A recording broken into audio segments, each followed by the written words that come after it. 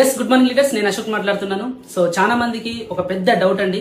So మా కంపెనీలో ఉండే ప్రొడక్ట్స్ యొక్క రేట్ ఎక్కువ ఉంటుంది, బయట తక్కువ ఉంటుంది అని చెప్పేసి. సో వాస్తవానికి ఒక ప్రోడక్ట్ని మనం కంపేర్ చేయాలి అనుకుంటే ప్రోడక్ట్ యొక్క క్వాలిటీ సేమ్ ఉండాలి, ప్రోడక్ట్ యొక్క క్వాంటిటీ సేమ్ ఉండాలి. ఈ రెండు సేమ్ ఉంటేనే మనం కంపేర్ చేయగలుగుతాం. సో బయట మీరు ఒకసారి సూపర్ మార్కెట్కి వెళ్ళండి, మీరు అక్కడ ఏ కంపెనీ అయినా సరే సోప్స్ తీసుకోండి, ఒక 10 రకాల కంపెనీ సోప్స్ తీసుకోండి. ఆ సోప్స్ అన్ని తీసుకెళ్లి బిల్ వేయమని చెప్పండి. ప్రతి సోప్ యొక్క రేటు సేమ్ వేస్తాడా, డిఫరెంట్గా వేస్తాడా? అంటే ఖచ్చితంగా ప్రతి సోప్ యొక్క రేటు డిఫరెంట్గా ఉంటుంది. సో అంటే ఒక సూపర్ మార్కెట్కి వెళ్ళి మనం కొనే సోపులో చాలా రకాల కంపెనీలు ఉన్నాయి, దాని యొక్క రేటు డిఫరెంట్గా ఉంది. కానీ మన కంపెనీలోకి వచ్చేసరికి సార్ మీ యొక్క ప్రొడక్ట్ రేట్ ఎక్కువ ఉంటుందా అని అడుగుతారు. తక్కువ ఉంటే కొంటారు అని చెప్పేసి అంటారు.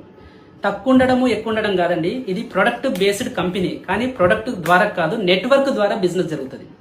సో నెట్వర్క్ ని క్రియేట్ చేసుకుంటే బిజినెస్ జరుగుతుంది. సో ఇంటింటికి సబ్బులు తీసుకోండి, షాంపూలు తీసుకోండి, పేస్టులు తీసుకోండి.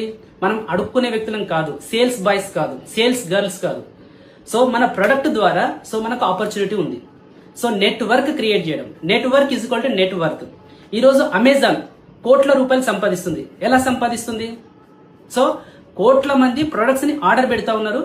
సో కంపెనీ అమెజాన్ అనే కంపెనీ సో ప్రొడక్ట్స్ ని డెలివరీ ఇస్తూ ఉంది.